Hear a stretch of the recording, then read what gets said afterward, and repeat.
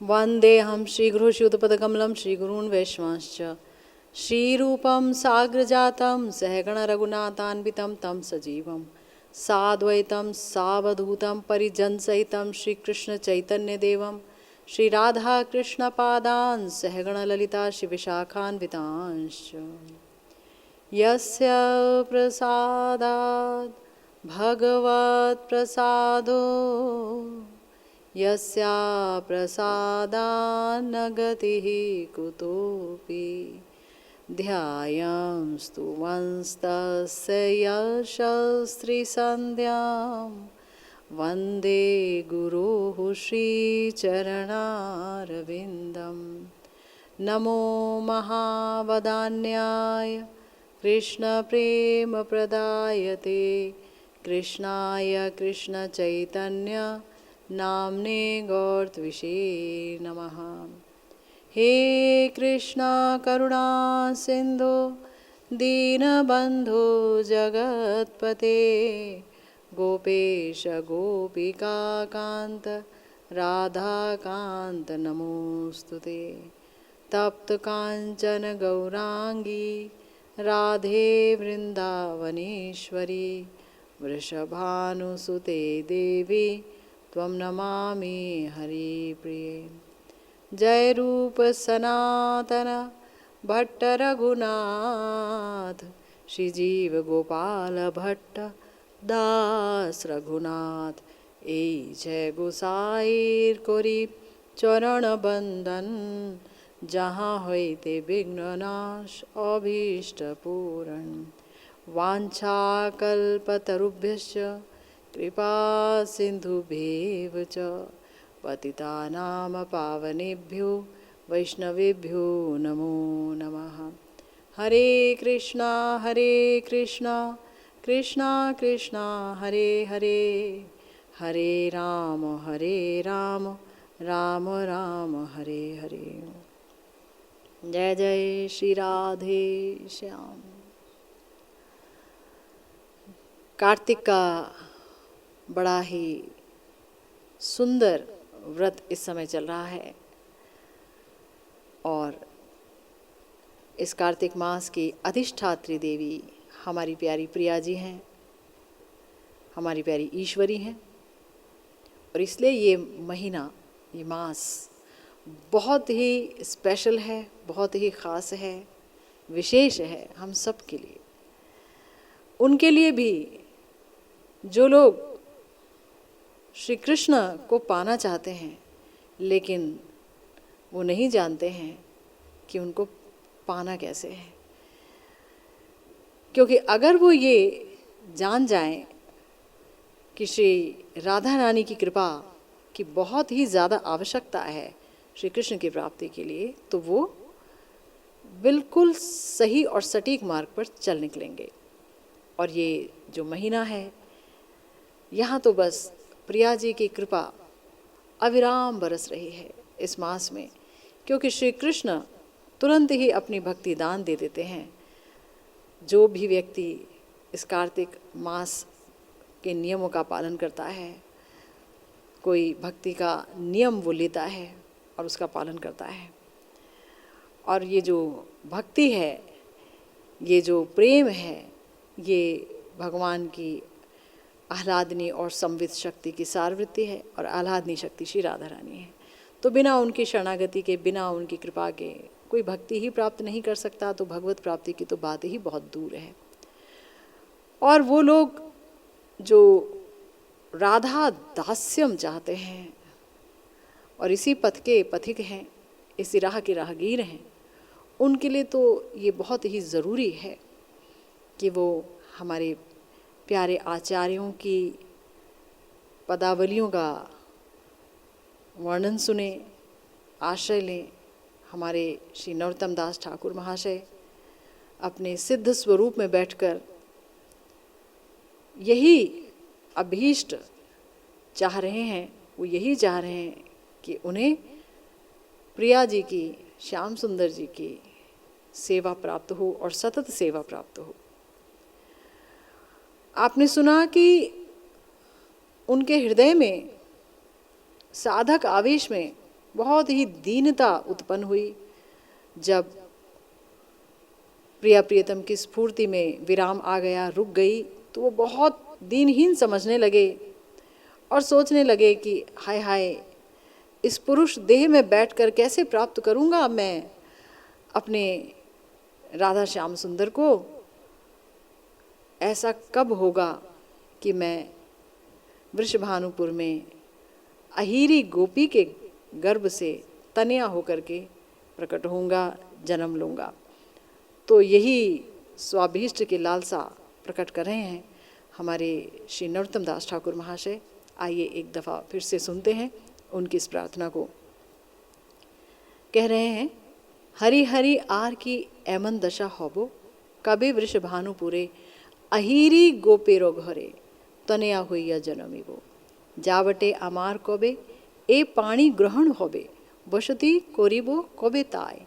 सखीर परम श्रेष्ठ जे ताहार হয় পৃষ্ঠ, সেবন করিব তার পায়। তেহ কৃপাবান হইয়া রাতুল চরণে লইয়া আমারে করিবে সমর্পণ। সফল হইবে দশা पूरेबे মনের আশা, সেবি দুহার যুগল চরণ। বৃন্দাবনে দুইজন চতুর্দিকে সখীগণ, সেবন করিব অবশেষে। সখীগণ চারি ভিতে নানা यंत्र লইয়া হাতে, দেখিব মনের অভিলাষে। दोहु चांद मुख देखी जुड़ा बेतापित आँखी, नयने बही बे अश्रुधार। वृंदार निदेश पाबो दोहार निकटे जाबो, हैनो दिन होई बे आमार।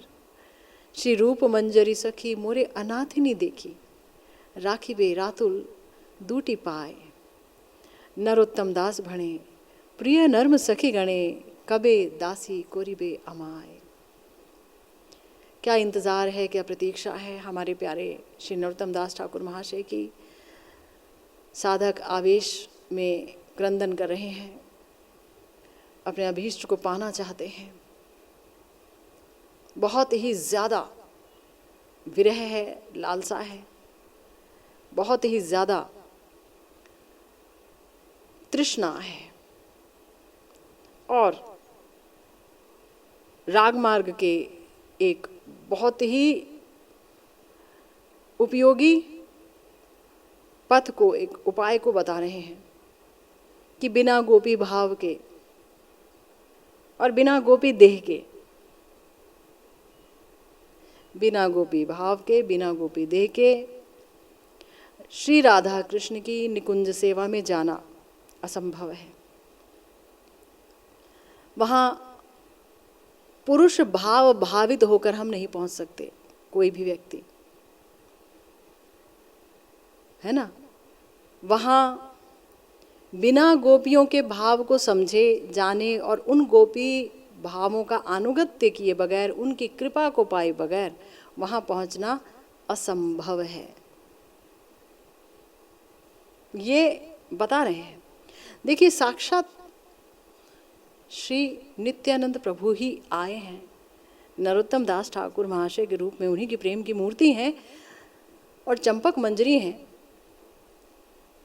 तथापि तो भी कितना निबिड़ सिद्ध स्वरूप का अभिमान और कितना निबिड़ साधक आवेश है, और उस साधक आवेश में भी उनका ये प्रिया प्रियतम को पाने की जो ये लालसा है, ये जा नहीं रही है, छूट नहीं रही है, और कड़ी होती जा रही है और निबिड़ होती जा रही है ये लालसा, और गहरा रही है। और वो ये कहने पर विवश हो गए हैं बार बार कि हाय हरि हरि, हाय हाय, हे हरि, हे भगवान, ऐसा कब होगा?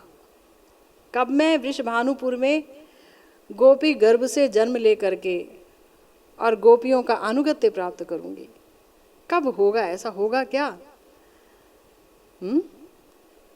कब मैं गोपी के गर्भ से जन्म लूंगी, बिटिया होकर के जन्म लूंगी?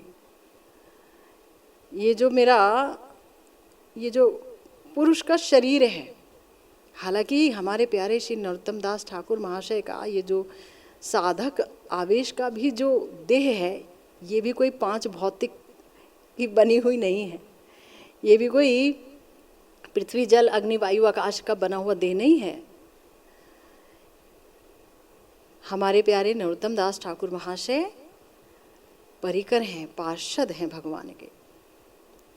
उनकी ये देह भी दिव्य देह है, लेकिन क्या है ना, जहाँ प्रेम बहुत घनीभूत होता है वहाँ दीनता भी उतनी ही घनीभूत होती है। जहाँ बहुत ज़्यादा प्रेम होता है वहाँ भगवान भी खुद को दीनहीन समझने लगते हैं। पार्षदों की तो बात ही क्या है। गौरहरि ने स्वयं कह दिया, ना ही कृष्ण प्रेम, दरिद्र मोर जीवन, हाय कृष्ण प्रेम बिना, देह इंद्रिय वृथा सब छार। मेरी देह मेरी इंद्रियां सब बेकार हैं कृष्ण प्रेम के बगैर। तो इतनी तृष्णा, इतना विरह। आपको बताया कि ये जो विरह है ना, चाहे ये साधक के अंतरात्मा में आए या भगवान के हृदय में उत्पन्न होता है विरह। ये विरह चाहे प्रिया जी के हृदय में उत्पन्न होता था और होता है, लेकिन ये इतना बड़ा रस है, ये विप्लंब रस, ये विरह रस, कि गुरुदेव कहते हैं कि ये मिलन पुंजमय है। मिलन पुंजमय यानी कि इस रस में हजारों मिलन का रस समावेश है। नहीं तो भगवान स्वयं विरह का आस्वादन करने के लिए इतने ललायित नहीं होते। कुछ तो विशेष बात होगी, है ना। अंदर आनंदमय और बाहर विष अमृतेर एकत्र मिलन, कृष्ण प्रेमार अद्भुत चरित्र। तो यहाँ पर एक भक्त के हृदय का विरह है जिसको कि सह नहीं पाते हैं वो, और बड़े ही दीनहीन भाव से बोलते हैं, हाय हाय ऐसा कब होगा कि मेरा वहाँ पर जन्म होगा गोपी गर्भ से, और मैं वो जो सोचती रहती हूँ कि मुझे प्रिया प्रियतम की सेवा मिले, वो मिल पाएगी, है ना। और जावट में अगर चली जाएंगी किशोरी जी अपने ससुराल, तो मेरा भी वहाँ पर ही पाणी ग्रहण हो, वहाँ मेरा भी ब्याह हो, ताकि जब वो ससुराल जाएंगी तो मैं भी ससुराल जाऊंगी, और वो मायके आएंगी तो मैं भी मायके आऊंगी। मैं अपने प्रिया जी को नहीं छोड़ सकती, मैं उनकी दासी अनुदासी हूँ। तो हम अपने प्यारे गुरुदेव की सुधा गणिका व्याख्या का आस्वादन कर रहे थे। बहुत प्यारी व्याख्या है हमारे गुरुदेव की। नित्य सिद्ध परिकर हैं गुरुदेव, इसमें कोई संदेह नहीं है, क्योंकि हमारे प्यारे गुरुदेव दिखाते तो ये हैं कि मैं साधन कर रहा हूँ, साधन का आवेश है, लेकिन गुरुदेव के हाव भाव से, गुरुदेव जिस प्रकार से आचार्यों के मर्म को पकड़ते हैं और उसको हमें समझाते हैं, तो भला कोई अपनी साधना से कैसे पा सकता है इतनी बड़ी चीज़, और इतना कुछ दे जाता है अपने ग्रंथों के रूप में। नहीं, लगता ही है कि गुरुदेव आप प्रिया जी की निकुंज से आई हुई उनकी अपनी एक मंजरी हैं, जो जगत के भूले भटके जीवों को युगल प्रेम दे करके और उन्हें कृतार्थ कर रही हैं आप। तो गुरुदेव ने बहुत सुंदर टीका की, और हम लोगों ने चर्चा की कल कि इस साधक देह में एक भक्त भजन करते करते गुरु वैष्णवों की कृपा से प्रेम तक की प्राप्ति कर सकता है, किंतु उस प्रेम की प्राप्ति को करने के बाद तुरंत उसको श्री श्री राधा कृष्ण की सेवा प्राप्त नहीं हो सकती, क्योंकि हमारा है मंजरी भाव उपासना। भाव, यहाँ भाव की उपासना है, और हमारी जो प्रिया जी हैं, हमारी जो ईश्वरी हैं, जिनके कि हम दासियाँ बनना चाहती हैं, वो क्या है, महाभावमयी हैं, महाभाव से बनी हुई हैं, कृष्ण प्रेम से ही उनका विग्रह तैयार है। तो ऐसे महाभाव स्वरूपणी प्रिया जी की सेवा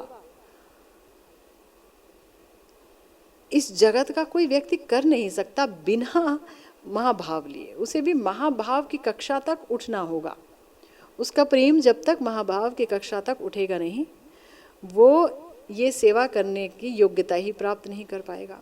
इसीलिए एक जन्म देते हैं साधक को हमारी ठाकुर जी की योग माया। योग माया जब देखती हैं कि इनको प्रेम प्राप्त हो गया और अब ये प्रिया प्रियतम के बगैर नहीं रह सकते, तड़पते रहेंगे, तो वो ये नहीं सोचती हैं कि जिस ब्रह्मांड में प्रेम प्राप्त हुआ उसी ब्रह्मांड की लीला में इनको ले जाना है। वो सोचती हैं कि नहीं, जहाँ भी लीला चल रही है जिस भी ब्रह्मांड में, वहीं पर इनको गोपी गर्भ से जन्म देना है। और वहीं पर आपने जैसा कि सुना नित्य सिद्ध जो मंजरियाँ हैं, सखियाँ हैं, उनके अनुगत्य में ये प्रेम के आगे की अवस्था को पाएंगी। उनके अनुगत्य में, उनकी सेवा करके, उनके साथ को पा करके, तो स्नेह, मान, प्रणय, राग, अनुराग, भाव, महाभाव, ये सारी प्रेम की जो उन्नतर दशाएं हैं, ये जो दशाएं हैं, ये सारी की सारी दशाएं मिलेंगी ही तब जब नित्य सिद्ध रागात्मिका परिकरों का संग होगा, उनका आशीर्वाद होगा, वो हमें सिखाएंगे परिपाटी, तब प्राप्ति होगी। और जब तैयार हो जाएगा एक साधक वहाँ जा कर के नित्य लीला में प्रविष्ट होकर के, तब उसे श्री रूप मंजरी जी और गुरु मंजरी जी की कृपा से श्री राधा कृष्ण की सेवा की प्राप्ति होगी। तो वहाँ तक का सफ़र है और बड़ा ही सुहाना सफ़र है। सफ़र भी सुहाना है और मंजिल भी सुहावनी है, कहीं कोई क्लेश ही नहीं है, ये आपको बताया।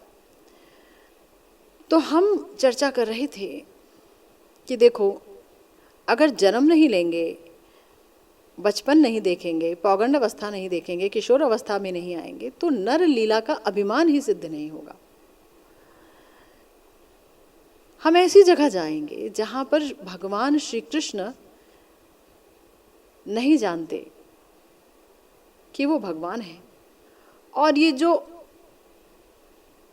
अनंत गोपियां हैं, ये उन्हीं की अपनी आह्लादनी शक्ति से प्रकटित हैं। श्री राधा रानी की ही काय व्यूह हैं, वो नहीं जानते। और नर अभिमान में, नर लीलावत उनकी लीला चल रही है। और रसोवैसह हैं, रसिक शेखर हैं, तो रस का आस्वादन, और वो भी उच्चतम रस का उच्चतम आस्वादन करना उनका स्वरूपगत स्वभाव है। ये उनका स्वभाव है। वो आस्वादन करते हैं, वो आस्वादन कराते हैं, है ना। खुद आस्वादन करते हैं और भक्तों को भी आस्वादन का दान देते हैं। ये उनकी बहुत ही प्यारी विशेषता है। तो गुरुदेव ने यहाँ कहा है कि देखो, नर लीला अभिमान के लिए ये बात जाननी ज़रूरी है कि वो किसकी बेटी है, किसकी पत्नी है, ये सब जानना ज़रूरी है। और जावट में योग माया जी ने एक तरीके से, पूर्णमासी जी यहाँ पर योग माया जी हैं, तो योग माया जी ने, भगवान की योग माया शक्ति ने समस्त गोपियों का स्वप्न में ही ब्याह करा दिया। एक दिन माता पिता उठे तो उन्होंने कहा कि हमारे बच्चों को वहाँ भेजना है, ससुराल भेजना है, चलो लड़कियों तुम लोग तैयार हो जाओ। गोपियों को बोला, गोपियाँ कह रही हमारा ब्याह कब हुआ, ये कैसी कथा है, ये कैसी बात है, हमारा तो ब्याह नहीं हुआ। हाँ, हम तो श्री कृष्ण के लिए अपने हृदय में प्रेम को पोषित करती हैं, क्योंकि आह्लादनी शक्ति है तो जिसकी शक्ति उस तरफ जाएगी ही, बहुत स्वाभाविक है। परंतु मैं भी नहीं जानता और गोपियाँ भी नहीं जानती कि वो मेरी आह्लादनी शक्ति हैं, परंतु खिंची चली आएंगी। तो ये जो स्वाप्निक परिणय हुआ, और माएँ और पिता सब लोग बोल रहे हैं कि तुमको ससुराल जाना है, अब तैयार हो जाओ, और वो सोच रही है हमारा कैसे हुआ, हम किसी दूसरे घर नहीं जाएंगे, चलो सारी गोपियाँ मिल करके जमुना जी में चली जाती हैं। जमुना जी के पास जा रही हैं झाँप देने, तो जमुना जी पीछे पीछे हटती जा रही हैं। और वृंदा देवी वो भी तड़प गई कि ये क्या हो रहा है। भागी भागी पूर्णमासी देवी के पास गई कि पूर्णमासी देवी जी क्या हो रहा है। सारी की सारी गोपियाँ तो श्री कृष्ण की शक्तियाँ हैं, वो श्री कृष्ण के बिना कैसे रहेंगी, आप कहीं कैसे भेज रहे हैं उनके माँ बाप। पौर्णमासी जी ने जाकर सबको समझाया, समस्त गोपियों को, कि अरे आप चिंता मत करो, माता पिता जो कह रहे हैं कर डालो, जहाँ भेज रहे हैं चली जाओ। मगर हम तो श्री कृष्ण को ही सब कुछ मानती हैं। अरे भाई, तुम्हें श्री कृष्ण की प्राप्ति होगी, क्या हम उनकी सेवा करेंगे? हाँ, आपको उनकी सेवा की प्राप्ति होगी, मगर बहुत ही ज़्यादा चमत्कार के साथ। चमत्कार जहाँ ना हो वो उसे रस नहीं कहते। रस का मतलब ही ये है कि वहाँ विशिष्ट चमत्कार है ना। व्यक्ति जो है चमत्कृत हो जाता है, उसे देख के, उसे पा करके, उसे ही रस कहते हैं। तो आप चमत्कृत हो जाओगे उनकी सेवा को करके, सेवा पा करके। नेचुरली जब बहुत बाधाएं होंगी और दुर्लभता होगी और प्रच्छन्न कामता होगी, अपने प्रेम को अभिव्यक्त ही नहीं कर पाओगे, और जब छुप छुप के मिलोगे, है ना। नित्य शक्तियां हैं भगवान की, नित्य रहती हैं उनके साथ, लेकिन योग माया जी ने ये सब लीला रची है। ये लीला है। परकिया तो एक मात्र भाव को ओढ़ा है उन्होंने, ये लीला है। तत्वतः तो परकिया हो ही नहीं सकते। श्री कृष्णदास कविराज जी बोल गए हैं, हमारे ठाकुर जी बोल गए हैं, हमारे शास्त्रों में लिखा है कि जैसे मृगमद और उसकी गंध में कोई भेद नहीं हो सकता, जैसे दूध और उसकी सफ़ेदी में कोई भेद नहीं हो सकता, है ना, जैसे अग्नि और उसके प्रकाश में कोई भेद नहीं हो सकता, ऐसे ही श्री राधा रानी और श्याम सुंदर में भेद नहीं हो सकता। और राधा रानी की सभी काय व्यूह विस्तार हैं, सारी की सारी गोपियाँ। तो इस परकीय भाव को लाने की बहुत आवश्यकता है, क्योंकि यही होता है महाभाव का विकास। प्रेम महाभाव तक उठ पाता है। मादनाख्या महाभाव सिर्फ प्रिया जी में है, जहाँ मिलन के समय एक साथ ही हजारों हजारों वियोग भी है, विरह भी है, विरह का भय है ना, और विरह में हजारों हजारों मिलन भी है। ये चमत्कृति रस की, ये प्रेम की चमत्कृति, ये कहीं और उपलब्ध नहीं हो सकती है, मात्र परकीय भाव में हो सकती है। इसलिए ठाकुर जी ने परकीय भाव में अपनी नित्य कांताओं, अपनी नित्य प्रेयसियों के साथ ये लीला संपादित की है। और हम उस दिन चर्चा कर रहे थे कि हमारे प्यारे श्री नरोत्तम दास ठाकुर महाशय ने जीव गोस्वामी पाद जी के साथ, मतलब उन्होंने उनके अनुगत्य में ही समस्त शास्त्रों को पढ़ा है, सीखा है, समस्त गौड़ीय वैष्णवों के सिद्धांतों को जाना है। और वहाँ से जानने के बाद, पढ़ने के बाद, जहाँ पर श्री जीव गोस्वामी जी ने उस समय, जबकि जब हमारे संप्रदाय की ये बात जब सब लोग सुनते थे कि भाई यहाँ परकीय भाव की लीला है, प्रिया जी का ब्याह हो रखा है कहीं और, तो लोगों को पसंद नहीं आती थी ये बात, कई संप्रदाय के लोगों को। तो उन्हें बुरा लगता था कि भगवान में कैसे ये सब ले आए। मगर वो ये नहीं समझ पाते थे कि भगवान पर दुनियावी कानून थोपे नहीं जा सकते, ना ही उन पर चरित्रहीनता का आरोप लगाया जा सकता है। वो भगवान हैं और अपनी समस्त लीलाएं अपनी ही स्वरूप शक्तियों के साथ खेलते हैं। वो जीव के साथ भी कोई लीला नहीं खेलते हैं। इसलिए अगर कोई जीवात्मा सोचे कि मैं वहाँ जा कर के और श्री कृष्ण की सखी बन करके और उनके साथ मिलन करूँगी, तो वो संभव नहीं है ना। अगर कोई जीवात्मा ऐसा सोच रहा है तो भगवान महाप्रभु ने तो कह दिया, जीवेर स्वरूप होय कृष्णेर नित्य दास। वहाँ सिर्फ एक दास की सीट खाली है। चाहे आप वात्सल्य भाव में जाइए, चाहे आप सख्य भाव में जाइए, जिस भी भाव में जाइए, वहाँ के रागात्मिका परिकर का अनुगत्य करना होगा। उस भाव को वही लोग देंगे, अपने से भाव नहीं आ जाएगा। तो सांप्रदायिक अनुरोध के कारण, कि संप्रदाय की रक्षा करने के लिए, कि भाई बहुत लोग उंगली उठाने लगे, तो हमारे प्यारे आचार्य हैं श्री जीव गोस्वामी पाद जी, रूप गोस्वामी जी के हृदय को जानते हैं, श्री चैतन्य महाप्रभु के हृदय को जानते हैं, परम महान रसिक वैष्णव आचार्य हैं, श्री विलास मंजरी हैं, वो सब कुछ तो जानते हैं। तो उन्होंने तब अपने कुछ एक टीकाओं में दिखाया कि नहीं, हमारे यहाँ भी प्रिया प्रियतम का ब्याह होता है, मतलब उनका ब्याह होता है। तो उन्होंने गलत नहीं बताया।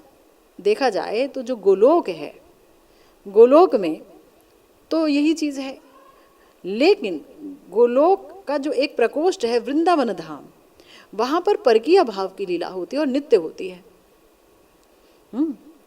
वो लीला होती है और नित्य होती है। क्यों, कैसे होती है वो लीला और नित्य कैसे होती है? तो हमने बताया कि अगर हम पद्म पुराण पढ़ें और पाताल खंड में जाएं तो वहाँ ये वर्णन आया है कि भगवान की गोपियों के साथ नित्य परकीया लीला होती है और श्रुतियाँ उसे देख करके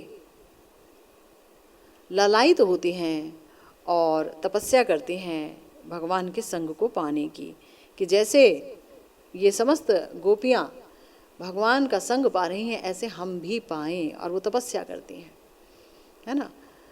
श्रीमद् भागवतम में जहाँ वेद स्तुति है वहाँ पर ये एक विशेष बात आई है, श्रुतियों ने ये बात बोली है। और अलावा इसके हमारे श्री चैतन्य चरितामृत में भी एक बात आई है कि ब्रजे बिना परकीया भावे रसेर उल्लास, ब्रजे बिना इहार नहीं अन्यत्र वास। ब्रज के अलावा अन्य जगह परकीया भाव नहीं है, वृंदावन ब्रज में ही है ये, और अन्य जगह नहीं है, है ना। तो इसलिए इस अभिमान को लाने की आवश्यकता पड़ी। ये अभिमान भी नित्य है भगवान का, एक प्रकोष्ठ में पूर्णतया नित्य है, अन्य प्रकोष्ठ में भगवान चूंकि रसिक शेखर हैं वो प्रिया जी से ब्याह भी करते हैं, तो एक अन्य प्रकोष्ठ में वो नित्य युग युग से हमेशा से साथ ही रहते हैं, इटर्नल कॉन्सोर्ट्स के रूप में। वहाँ वो स्वीय तत्व है, वहाँ ब्याह की कोई आवश्यकता नहीं है, है ना। एक जगह वो परकीय अभिमान का आस्वादन करते हैं, तो जहाँ वो परकीय भाव और उस अभिमान को लेकर के अपने नित्य प्रेयसियों के साथ श्रृंगार रस की लीलाओं का आस्वादन करते हैं, हम वहीं के पथिक हैं, हमें वहीं जाना है।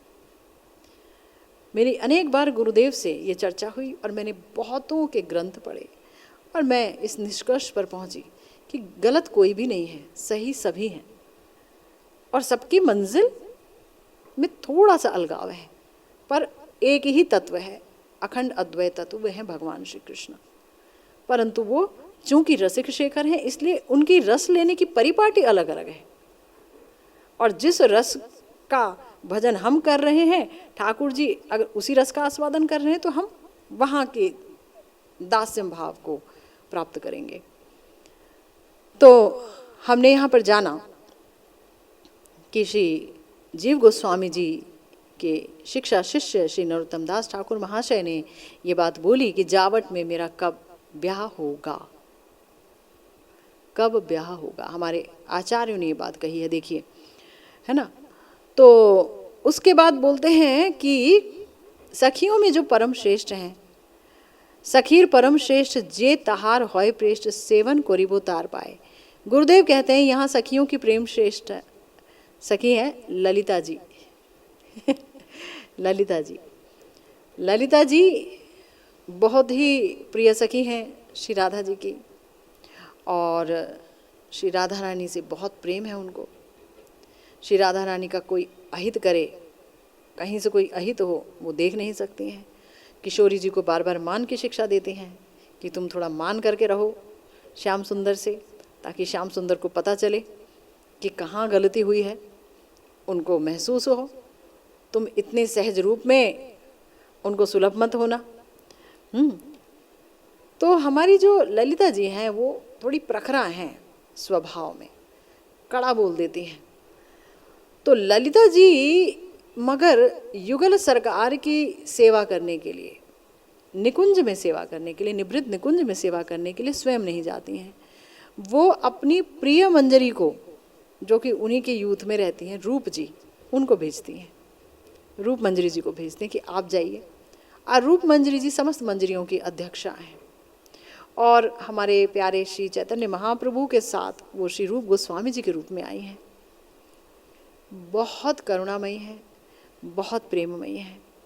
गुरुदेव कहते हैं कि वो अपने रूप मंजरी जी के हाथ में यानी ललिता जी क्या करेंगी, रूप मंजरी जी के हाथ में साधक मंजरी को सौंपेंगी। लो भाई, ये आज से आपकी जिम्मेवारी है, इनकी ट्रेनिंग करो, प्रशिक्षित करो, परिपाटी सिखाओ कैसे सेवा करनी है युगल सरकार की, आपके हृदय को समझ सकें। मंजरी भाव उपासना, मंजरियों के भावों को समझना होगा, रूप जी के भाव को समझना होगा, श्री रघुनाथ गोस्वामी जी के भाव को समझना होगा युगल सरकार के प्रति, है ना। श्री जीव गोस्वामी जी के भावों को समझना होगा। हम अगर अपने गोस्वामियों के भावों को ही नहीं समझ पाए, जो कि गोस्वामी का रूप धर करके आई हैं, ये हमारी नित्य सिद्ध मंजरियाँ, तो हम क्या मंजरी भावोपासना के सपने देखेंगे। इनके भावों को तो जानना होगा, समझना होगा, उन भावों के साथ तादाद में स्थापित करना होगा, उनकी कृपा मांगनी होगी। जब उनकी कृपा होगी तो उनके भावों की एक कणिका, उसका प्रतिबिंब हमारे चित्त पर अवश्य पड़ेगा और हमें जो है प्रिया प्रियतम के प्रति विशिष्ट प्रेम से भर देगा। तो गुरुदेव कहते हैं कि साधक मंजरी श्री रूप मंजरी की चरण सेवा में आत्मनियोग करेगी।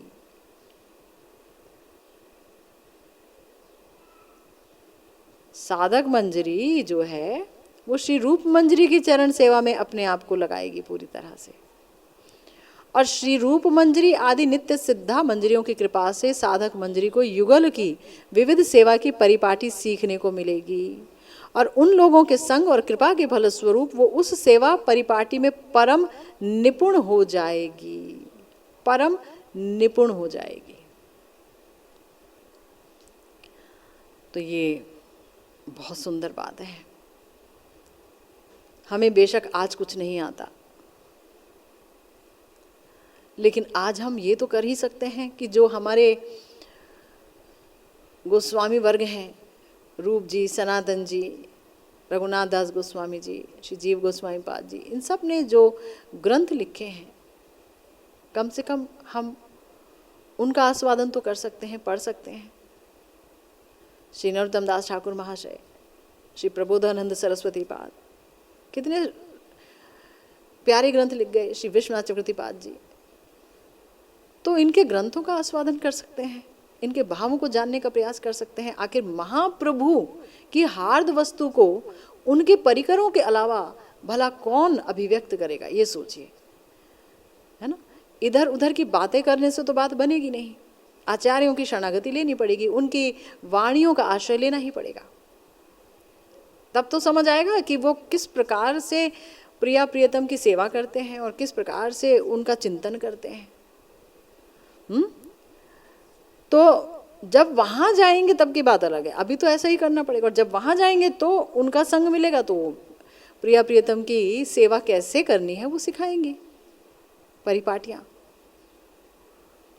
64 कला से सुसंपन्ना हो जाएगी किंकरी, महाभाव युक्त हो जाएगी, तो वही ले जाएंगी, रूप जी ही ले जाएंगी। गुरु मंजरी जी रूप जी को सौंप देंगी कि अब आपके पास ले आई हूँ एक और नवदासी को युगल सरकार की सेवा के लिए, है ना।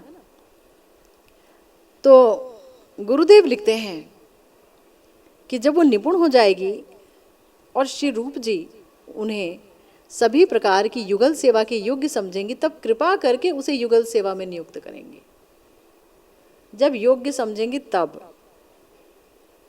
अपने समझने से नहीं। कई बार लोग सोचते हैं कि चलो मैं ये सोच लूँ, मैं फला फला हूँ, मैं फला फला ललिता हूँ, मैं विशाखा हो गई, या मैं चित्रा जी हो गई, या मैं रूप जी हो गई, और अब मैं ऐसे से कर रही हूँ तो मुझे यही सब मिलेगा, या मैं फला फला मंजरी हो गई। बोला ऐसे सोचने से काम नहीं चलेगा। ये अहंग्रोपासना कहलाती है ये बात, अहंग्रोपासना।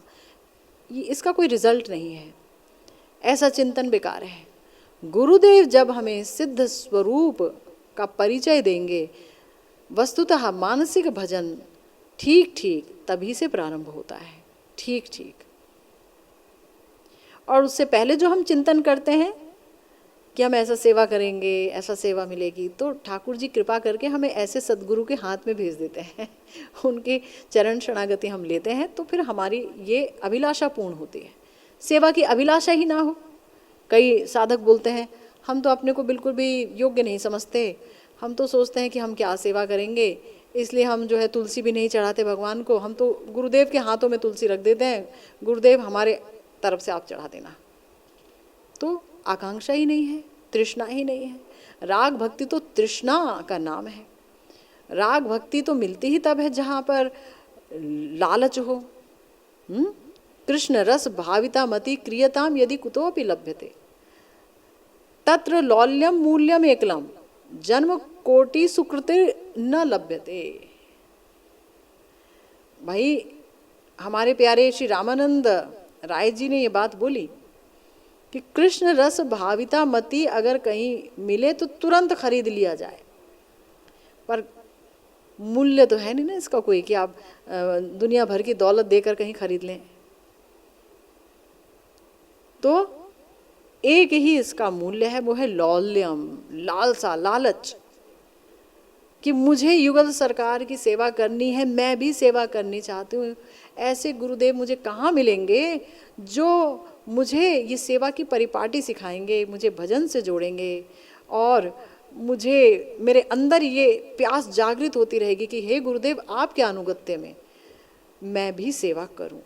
आप तो सेवा करें ही और मैं आपके लिए सब कुछ ले आऊं, सारी सामग्री, लेकिन आप भी मुझे कृपा करके आदेश दें कि मैं भी युगल सरकार की सेवा करूं। ये नहीं कि तुम अधिकारी नहीं हो, तुम कभी सेवा नहीं कर सकते, रास्ते ही बंद, तृष्णा ही बंद, लोभ ही नहीं। ये कोई रागानुगा भजन है? रागानुगा का मतलब होता है ईश्वर में स्वाभाविक तृष्णा। तृष्णा का भजन है ये, तृष्णा का, हाहाकार का भजन है ये। तो हमारे प्यारे गुरुदेव कहते हैं कि साधक की चिरकाल की, साधक आत्मा की सुचिरकाल की आशा पूरी होगी और वो सदा सदा के लिए धन्य कृतार्थ हो जाएगी। कब? जब युगल सरकार की सेवा में श्री रूप मंजरी जी और नित्य सिद्ध मंजरियाँ उसको नियुक्त कर देंगी। हमारे प्यारे श्री नरोत्तम दास ठाकुर महाशय ने ही कहीं लिखा है, पाबो राधा कृष्णेर पा घूचिबे मनेर घा दूरे जाबे सकल विकर, कि जब श्री राधा कृष्ण के चरणों को पाऊंगा तभी मेरे हृदय के सारे जो घाव हैं, जो विरह से पैदा हुए हैं, वो समाप्त होंगे, मेरे हृदय की समस्त व्याकुलता शांत हो जाएगी। तो व्याकुलता हो तब तो शांत होगी, और व्याकुलता हो इसके लिए हमारे प्यारे गुरुदेव कई बार बोलते हैं कि आपको तब ऐसी कथाओं का श्रवण करना पड़ेगा जो कथाएं अभी आप सुन पा रहे हैं।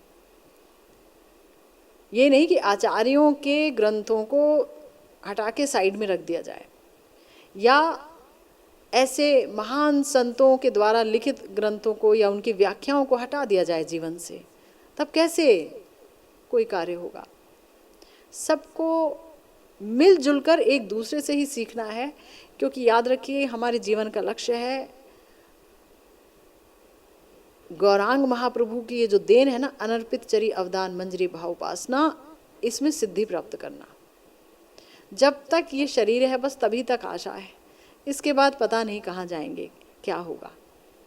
लेकिन जब तक शरीर है अपनी पूरी कोशिश कर लेनी चाहिए, पूरी की पूरी कोशिश। पर वो तभी होगा जब लौल्यम एकलम, कृष्ण रस भाविता मति मिलेगी तब जब प्रचुर लोभ होगा। तो हमारे गुरुदेव कहते हैं कि तभी कहा है, तेहु कृपावान होइया रातुल चोरोने लोइया हमारे कोरीबे समर्पण सफल होई बे दशा पूरे बे मनेर आशा शेबी दुहार जुगलो चरण। कि वो सारी जितनी भी हमारी प्यारी श्री रूप मंजरी जी और अन्य नित्य सिद्ध मंजरियाँ हैं हमें ले जाएंगी और ले जा कर के युगल सरकार के चरणों में उपस्थित कराएंगी और समर्पित कर देंगी हमें। तभी हमारे मन की आशा पूर्ण होगी जब हम दोनों के युगल चरण की सेवा प्राप्त करेंगे। तो मन में ये आशा तो हो कि एक दिन युगल चरणों की सेवा मुझे प्राप्त करनी है, ये आकांक्षा तो हो, ये वासना तो हो। संसार की समस्त वासनाएं हमारे हृदय में घर जमाए बैठी हैं, ये मिल जाए वो मिल जाए, इससे बात कर लूँ उससे बात कर लूँ, उसे लुभा लूँ। शरीर के बल पर हाव भाव दिखाकर हम क्या क्या नहीं करते, बेकार कार्य। लेकिन जो असली चीज़ है वो तो छुपी हुई है। जो असली चीज़ है उसकी तरफ तो निगाह ही नहीं जाती है। वक्त निकल जाता है, वक्त बेरहम है, वो किसी के लिए रुकेगा नहीं, निकल जाएगा। तब कैसे होगा? सुचिर काल की आशा, ना जाने कितने समय से आशा लगाए बैठी हूँ। तो कितने समय से आशा लगाए बैठी हूँ तो ये तो चंपक मंजरी जी बोल रही हैं, ये तो हमारे नरोत्तम दास ठाकुर महाशय बोल रहे हैं, ये तो हमारे आचार्य वर्ग बता रहे हैं कि ऐसा ही करना होगा। हृदय में प्यास तो जागृत होने पाने की कोई प्यास ही नहीं है। मन अभी भी भटकता रहता है देह और दैहिक में, देह में और देह से संबंधित लोगों में मन भटकता रहता है। समय निकलता जा रहा है। कब पाएंगे उस अमृतमय बेला को? कब मिलेगी शांति इस हृदय को? पर मिलेगी तभी ना जब हृदय अशांत होगा। शांति तो उसे मिलती है जिसका हृदय अशांत है। अब जो दुनियावी चीज़ों में ही शांति प्राप्त कर ले, या जो जिसे राग भक्ति नहीं मिली, जिसका मानसिक भजन नहीं है और वो मानसिक भजन चाहता भी नहीं है और वो शांत है, खुश है, तब फिर उसके लिए क्या कहा जा सकता है? वो फिर आगे जाए। हो सकता है भगवान कभी कृपा करके उसके हृदय में ये लोभ उत्पन्न कर दें। आगे बोला गया, समस्त मंजरियों की अध्यक्षा श्री रूप मंजरी करुणा कर साधक मंजरी को अगर युगल सेवा न दें तो उस सुदुर्लभ सेवा को पाने का अधिकार किसी को नहीं है, ये समझा जा सकता है। किसी को नहीं है। अब ये बहुत बड़ी बात बोल दी गुरुदेव ने कि समस्त मंजरियों की जो अध्यक्षा है ना श्री रूप मंजरी जी, वही देती हैं सेवा कि तुम ये सेवा करोगी युगल सरकार की, और परिपाटी भी वही सब सिखाते हैं। वरना इस सुदुर्लभ सेवा को पाने का अधिकार किसी का नहीं है, किसी का नहीं है। वे अपार करुणा के सागर हैं और विश्व के युगल उपासकों को युगल सेवा देकर धन्य करने को सतत उत्सुक आग्रही हैं। ऐसा नहीं है कि वो बैठे हुए हैं और उनके हृदय में कोई उत्सुकता नहीं है कि हम सब युगल सरकार की सेवा में आएं। हमारे प्यारे जीव गोस्वामी जी ने जो है लिखा है कि उन्हें 10 प्रकार के शैल हृदय में चुभते हैं, 10 प्रकार के कांटे चुभते हैं। उसमें से एक बात उन्होंने लिखी है कि अगर कोई श्री कृष्ण उपासना कर रहा है लेकिन अगर वो युगल सरकार की उपासना नहीं कर रहा है तो भी वो उनके हृदय में चुभता है। महाप्रभु के इस युग में महाप्रभु दे ही गए हैं युगल उपासना, और इतना सरस, इतना रसमय उपलब्धि, इतनी टॉप क्लास उपलब्धि, और वही नहीं कर रहे हैं। और कह रहे हैं क्या कि कृष्ण हम तुम्हें भजते हैं और मैं तो तुम्हें अपने पति के रूप में मानती हूँ। ऐसे बहुतों से मुलाकात हुई मेरी, जहाँ औरतें जो हैं उनके बाल बच्चे हैं, पति भी हैं, बड़े आराम से सुखमय जीवन व्यतीत कर रही हैं, पर बोलती हैं तुम ही मेरे पति हो, तुम ही मेरे पति हो, तुम ही मेरे पति हो। और थोड़ा रो धो दिया उनके आगे और फिर उसके बाद चल दिए। और श्री राधा जी को नहीं, राधा जी तो हमें सौत लगती हैं, हम उनको नहीं बिठाते अपने पास। क्या अज्ञानता की बात है। तुम जिसको पाने के लिए इतना जप तप, इतनी पूजा कर रहे हो, उसके प्रति प्रेम भी तो राधा स्वरूप ही है। तुम्हारे हृदय में अगर कृष्ण प्रेम आएगा और कृष्ण उसका आस्वादन करेंगे तो वस्तुतः वो तुम्हारा आस्वादन नहीं करेंगे, तुम ये भूल जाओ। वो करेंगे प्रिया जी का ही आस्वादन, क्योंकि प्रेम प्रिया जी है, उन्हीं की वृत्ति विशेष है। प्रिया जी का एक अलग तरीके का आस्वादन है, वो भक्त के हृदय में जाकर के प्रेम रूप में उसका नाम हो जाता है। तो यहाँ पर हमारे जो रूप गोस्वामी जी हैं वो करुणा के अपार सागर हैं और विश्व के युगल उपासकों को युगल सेवा देना चाहते हैं, उसका ही उनका आग्रह है।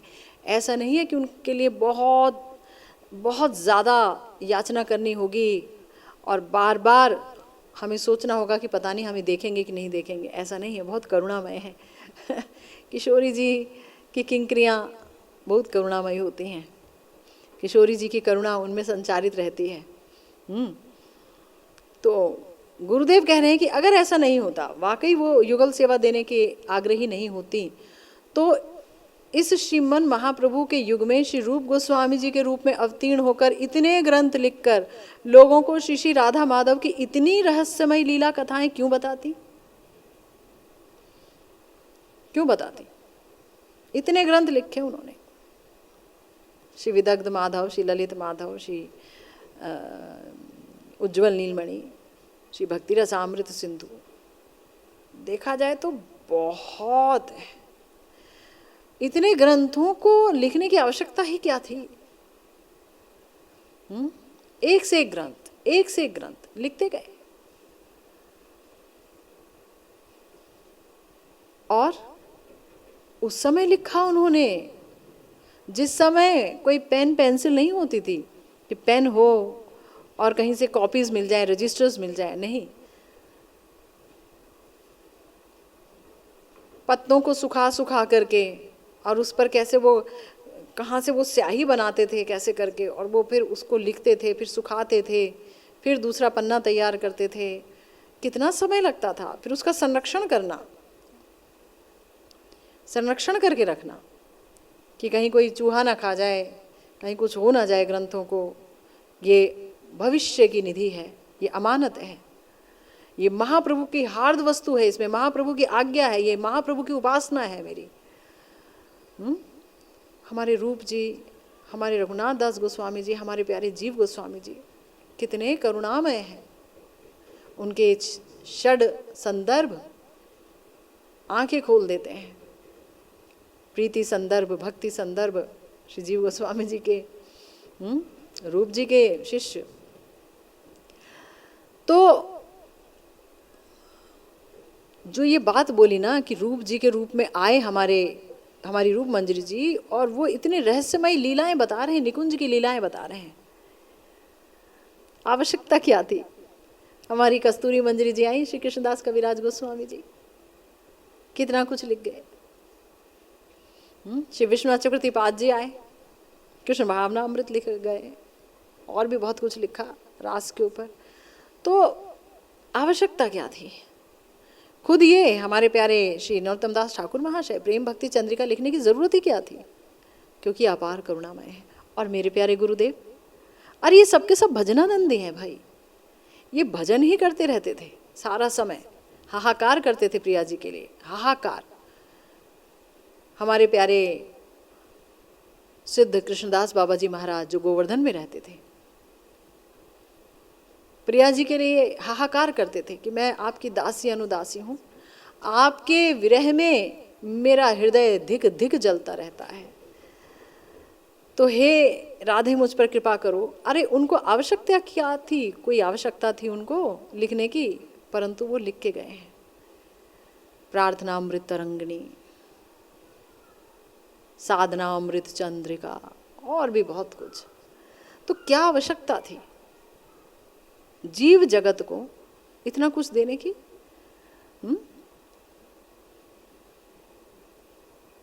तो मैं कई बार सोचती हूँ कि भगवान करुणामय है, ये सुना है, लेकिन हमारे आचार्य निश्चित रूप से करुणामय है, ये देखा है, ये देखा है।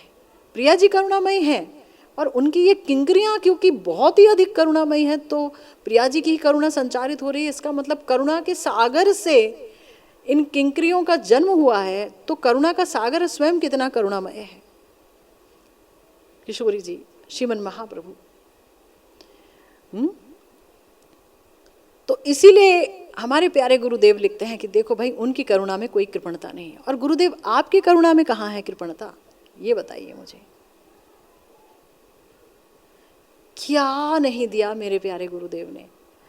श्री कृष्ण कर्णामृत, श्री कृष्ण कर्णामृत को उन्होंने, उसकी टीका उन्होंने लिखी, समस्त आचार्यों की टीकाओं को लेकर के। इतना सुंदर ग्रंथ, श्री राधा रस सुधा निधि, उनकी उसकी टीका लिखी उन्होंने, व्याख्या लिखी। इतना सुंदर ग्रंथ, कितना समय लग गया। ये व्याख्या लिखने के बाद तो काफी समय तक गुरुदेव अंतरदशा ही में रहते थे, बाहर उनको लाना पड़ता था, अर्धबाह्य दशा में रहते थे, आधे बाहर आधे अंदर। अपना भजन भी है, लिखना भी है, दीक्षा भी देनी है, शिक्षा भी देनी है, प्रचार भी करना है, बोलना भी है, और राधा कुंड में जितना साधु समाज है सबका संरक्षण करना है, सबको देखना है। महान करुणामय हमारे गुरुदेव, महा करुणामय, और खुद अकेले में बैठकर विलाप करना है, रोते रहना है प्रिया जी के लिए।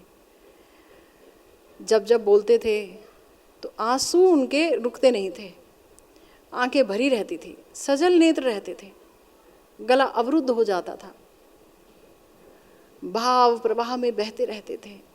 मैं तो कुछ भी नहीं जानती, संस्कृत का स नहीं आता मुझे, मैंने तो कुछ भी नहीं पढ़ा, जो कुछ सीखने का प्रयास किया है अपने गुरुदेव के अनुगत्य में, उनके ग्रंथों से ही किया है। गुरुदेव के ग्रंथ ही मेरा सर्वस्व है। तो वो गुरुदेव जो कि संस्कृत भाषा पूर्णतया जानते थे, और जितना उन्होंने लिखा उससे ज़्यादा उन्होंने अध्ययन किया, तो वो कितना रस से भरे थे, कितने भाव से भरे थे, कितने भजनमय थे। कुछ भी हो जाता था उनको, कोई बीमारी हो जाती थी, शरीर पे कुछ भी गुजर जाता था, लेकिन क्या मजाल कि जो भजन छूट जाए, जो माला की संख्या कम हो जाए, जो समय छूट जाए, जो घड़ी हाथ में बांध के रखते थे, अंदर पॉकेट में रखते थे, बाहर रखते थे, ऊपर इतना बड़ा क्लॉक लगा के रखते थे, वॉल क्लॉक, हर पल टॉर्च मार मार के रात को देखते थे, इतना समय हो गया है, अभी ये लीला शुरू है, अब वहाँ सेवा करनी है। सेवा उनका सब कुछ था, प्रिया प्रियतम की सेवा सब कुछ था, वैष्णवों की सेवा सब कुछ था। ऐसे गुरुदेव को समय कैसे मिला? इतने ग्रंथ लिखने का, 50 से भी ज्यादा ग्रंथ वो लिख गए, और वो छोटा मोटा ग्रंथ नहीं लिखा उन्होंने, ऐसे दुर्लभ रहस्यों को खोला है हमारे प्यारे गुरुदेव ने। ऐसे हमारे रूप जी ने, ऐसे हमारे जीव गोस्वामी पाद जी ने, ऐसे हमारे विश्वनाथ चक्रवर्ती पाद जी ने, ऐसे हमारे कृष्णदास कविराज गोस्वामी जी ने 90+ की अवस्था में लिखा है। क्या आवश्यकता थी भाई, भजन करो जाओ। इनका हृदय करुणामय है। और ऐसे हमारे देखिए एक आचार्य हैं श्रील प्रभुपाद, उनका नाम भी मैं ज़रूर लेना चाहूँगी। वो भी तो कितनी पकी उम्र में गए अपने गुरुदेव की आज्ञा मान करके कि मैं जाऊं और जाकर पाश्चात्य देश के लोगों को कृष्ण भावना अमृत दूं, कृष्ण क्या है बताऊं, तुम लोगों का जीवन ऐसे ही जा रहा है। कितनी करुणा थी। कोई सोचता है कि 70+ में जाकर वृंदावन छोड़ करके और मैं चला जाऊं एक ऐसी जगह पर जहां मेरा कोई नहीं है, क्या होगा मेरा? सोच करके कलेजा मुंह को आता है। ये करुणा के अपार सिंधु हैं ये सब, और इन सबके चरणों में कोटि कोटि कोटि कोटि कोटि कोटि प्रणाम है। ये सब हमारे प्रियतम आचार्य हैं, प्रियतम आचार्य हैं। तो इन सब की करुणा में कोई कृपणता नहीं है। इन्होंने अपना बेस्ट दिया है, अपने लिए कुछ नहीं चाहते थे, सबको देना चाहते थे।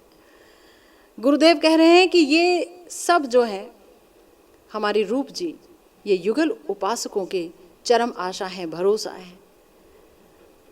तो बात सही है, युगल उपासकों के वाकई चरम आशा है हमारे रूप जी। हमारी नित्य सिद्ध मंजरियाँ ये किस प्रकार से है, चर्चा करेंगे हम। फिलहाल आज की भागवती कथा को यहीं विश्राम करने की आज्ञा दीजिए। जय जय श्री राधे श्याम, श्री गुरु निताई गौर सीतानाथ प्रेमानंदे हरि हरि बोल।